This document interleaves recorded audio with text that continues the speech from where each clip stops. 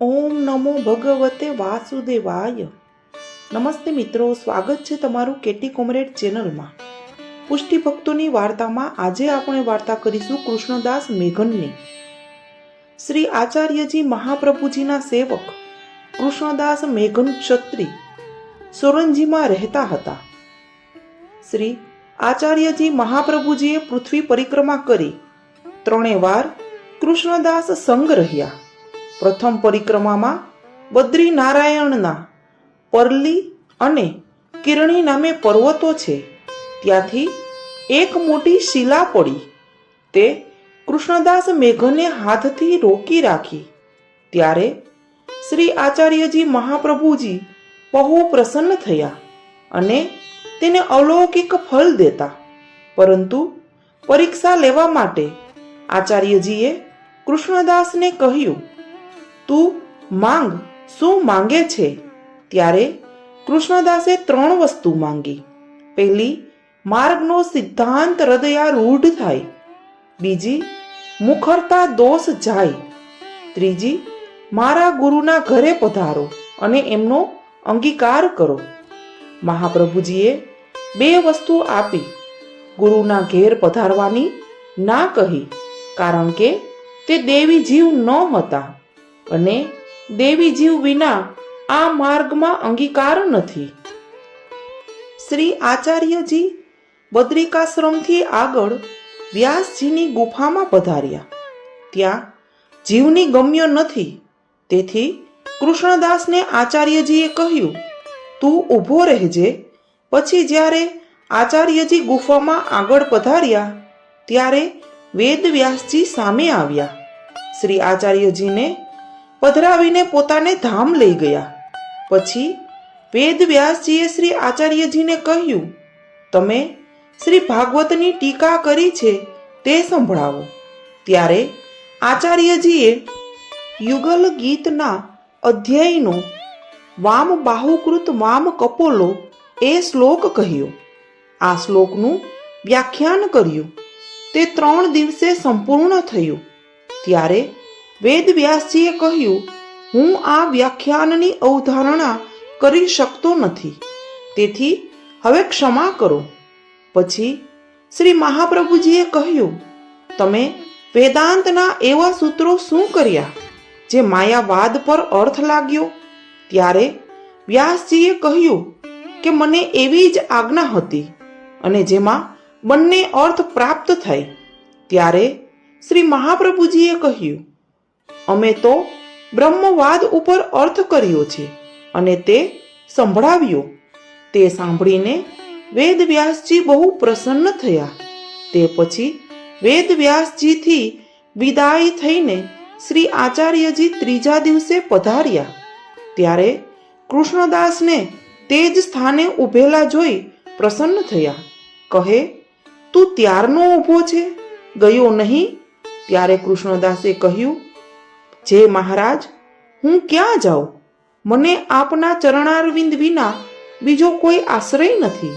ત્યારે આ સાંભળીને શ્રી આચાર્યજી બહુ પ્રસન્ન થયા અને કહ્યું, માગ માગ.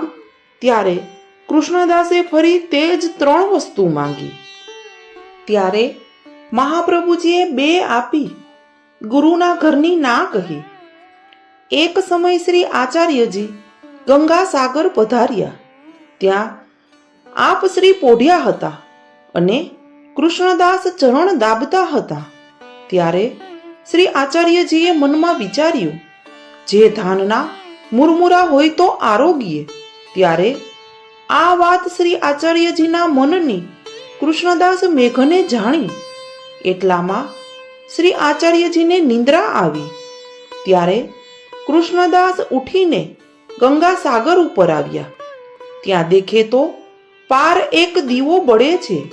તેની નિશાનીથી તરીને ગંગાજીની પાર ગયા. ત્યાં એક ગામ હતું. ત્યાં ખેતરમાંથી લીલું ધાન કઢાવ્યું. 1% જગ્યાએ 2% આપી મુરમુરા સિદ્ધ કરાવ્યા. પછી કૃષ્ણદાસ ગંગાજી તરીને શ્રી આચાર્યજીની પાસે આવ્યા અને શ્રી આચાર્યજીના ચરણારવિંદ દાબીને જગાડ્યા મુરમુરા આગળ રાખ્યા અને કહ્યું, મહારાજ આરોગો. ત્યારે આચાર્યજીએ પૂછ્યું, તું ક્યાંથી લાવ્યો? ત્યારે કૃષ્ણદાસે સર્વ વૃત્તાંત કહ્યું. ત્યારે શ્રી આચાર્યજીએ પ્રસન્ન થઈ કહ્યું, કઈ માંગ. ત્યારે કૃષ્ણદાસે તે જ 3 વસ્તુ માંગી. શ્રી આચાર્યજીએ કહ્યું, જીવ શું માંગી જાણે. આ સમયે જે માંગતો તે દેતો, જો કહેતો તો શ્રી ઠાકોરજીનું સ્વરૂપ દેખાડતો, સાક્ષાત દર્શન કરાવતો. શ્રી આચાર્યજી સોરમજી પધાર્યા. ત્યારે કૃષ્ણદાસે વિનંતી કરીને કહ્યું, જે મારા ગુરુને લઈ આવું. શ્રી આચાર્યજીએ કહ્યું, તું ખેદ પામીશ. પછી કૃષ્ણદાસ એકલા જ ગુરુને ત્યાં ગયા. જ્યારે ગુરુએ કૃષ્ણદાસને જોયા ત્યારે કહ્યું, તે બીજા ગુરુ કર્યા? ત્યારે કૃષ્ણદાસે કહ્યું, મેં તો બીજા ગુરુ નથી કર્યા. મારા ગુરુ તો આપ જ છો, પરંતુ તમારા પ્રતાપથી મેં પૂર્ણ પુરુષોત્તમને મેળવ્યા છે. ત્યારે તેમના ગુરુએ કહ્યું, પૂર્ણ પુરુષોત્તમ કેમ જાણીએ? ત્યારે ગુરુની આગળ અગ્નિની અંગીઠી પ્રજ્વલિત હતી.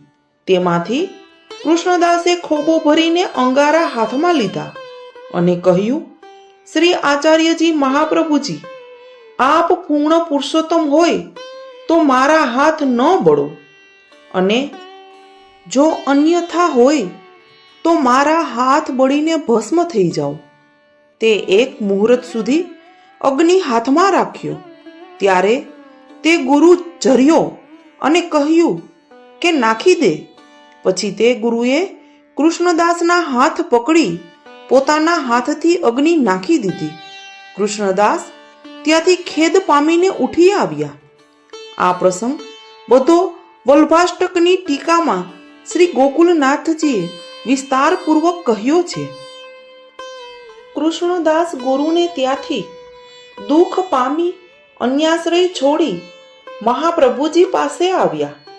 ત્યારે માર્ગનો સિદ્ધાંત હૃદયારૂઢ થયો અને મુખરતા દોષ પણ ગયો. ફરી માર્ગ હૃદયારૂઢ થયા પછી કદાચિત ગોપ્ય વાર્તા હોય તે બધાની આગળ કહે. ત્યારે વૈષ્ણવે શ્રી આચાર્યજીને કહ્યું, મહારાજ, કૃષ્ણદાસ ગોપ્ય વાર્તા બધાની આગળ કહે છે.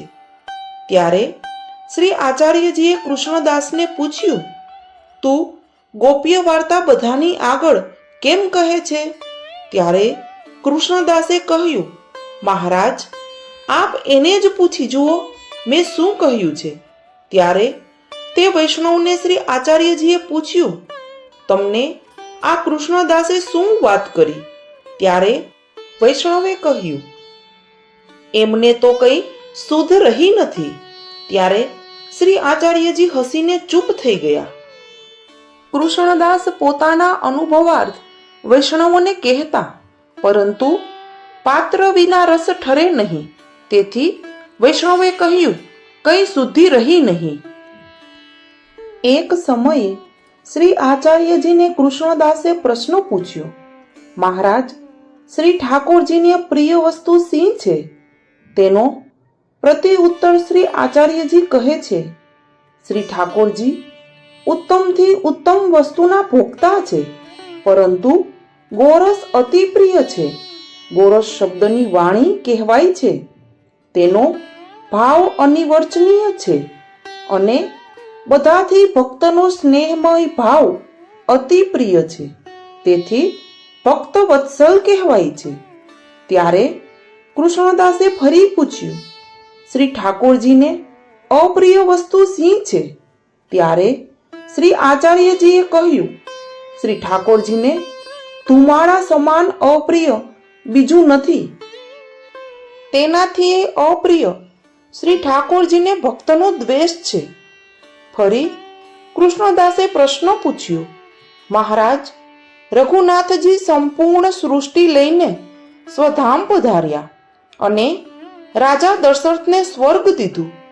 તે સાથી તેનો પ્રત્યુત્તર શ્રી આચાર્યજી કહે છે, જે શ્રી રઘુનાથજી તો પરમ દયાલ છે, તેથી સ્વર્ગ દીધું, નહીં તો સ્વર્ગની યોગ્યતા રાજા દશરથને ન હતી, કેમ કે જે પોતાનું વચન સત્ય કરવાને શ્રી રામચંદ્રજીને વનવાસ મોકલ્યા, જે પોતાનું હઠ ધર્મ કરીને શ્રી ઠાકોરજીને શ્રમ કરાવે તો ધર્મનું હીન ફળ સ્વર્ગ જ મળે, શ્રી ઠાકોરજીનું ફળ ન મળે. એક સમયે શ્રી આચાર્યજી શ્રી બદ્રીનાથજીના મંદિરે ચરણ ધર્યા, ત્યારે વેદવ્યાસજી સાથે હતા.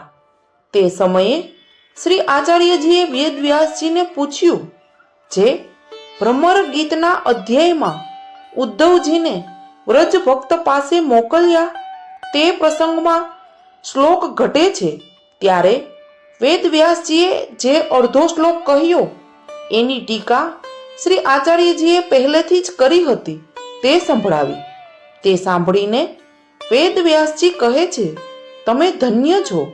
ત્યાર પછી શ્રી આચાર્યજી બદ્રીનાથજીના મંદિરમાં પધાર્યા. તે દિવસે વામન દ્વાદશી હતી, તેથી શ્રી આચાર્યજીને વ્રત હતું. ફલાહાર વ્યાસજી ખોડે પરંતુ મળે નહીં. ત્યારે શ્રી આચાર્યજીને કહ્યું કે મેં ફલાહારની સર્વ તપાસ કરી પરંતુ મળેલ નથી, તેથી આપ રસોઈ કરીને શ્રી ઠાકોરજીને ભોગ સમર્પીને ભોજન કરો. ત્યારે શ્રી આચાર્યજીએ વિચાર્યું, જે શ્રી ઠાકોરજીની ઈચ્છા એવી જ દેખાય છે. એટલામાં કૃષ્ણદાસે આવીને કહ્યું, મહારાજ, અહીં કંઈ ફલહાર પ્રાપ્ત થયો નથી. ત્યારે વેદવ્યાસજી દ્વારા શ્રી ઠાકોરજીએ કહ્યું, સામગ્રી કરીને ભોજન કરે, ઉત્સવાંતે ચ પારણા, એવું પણ વચન છે. તે પછી આચાર્યજી રસોઈ કરીને શ્રી ઠાકોરજીને ભોગ સમર્પીને પોતે ભોજન કર્યું. ફલાહાર ન મળ્યું તેનું પ્રયોજન, જે શ્રી આચાર્યજી ચાહે તો બધું જ મળે. વ્યાસજી અને કૃષ્ણદાસ સરખા ખોડવાવાળા, છતાં ફલાહાર એ માટે ન મળ્યું, જે શ્રી આચાર્યજીના મનમાં ઉત્સવની સામગ્રી કરવી એમ હતું. ઉપરથી મર્યાદા રાખવાને માટે ફલાહારનું કહ્યું, તેથી ફલાહાર ન મળ્યો. તેથી વેદવ્યાસજી દ્વારા શ્રી ઠાકોરજીએ કહેવડાવ્યું. તેથી શ્રી ગુસાઈજીએ 7 લાલજીઓના ઘરમાં મોટા ઘરે પ્રથમ પુત્ર શ્રી ગિરિધરજીને ત્યાં આ ઉપવાસની રીત રાખી, અને બીજી જગ્યાએ 6 ઘરમાં ઉત્સવાંતે ચ પારણા શ્રી ઠાકોરજી બધી સામગ્રી આરોગે એ રીત રાખી. શ્રી આચાર્યજીએ જ્યારે આસુરદ વ્યામોહ લીલા કરી ત્યારે કૃષ્ણદાસે પણ વિપ્રયોગ કરી દેહનો ત્યાગ કર્યો. તો મિત્રો, વિડીયો ગમ્યો હોય તો વિડીયોને લાઈક, શેર અને સબસ્ક્રાઈબ કરજો, અને બાજુમાં આપેલ બેલ આઇકન પર ક્લિક કરજો, જેથી કરીને તમને આવી વાર્તાઓની નોટિફિકેશન મળતી રહે. Thank you.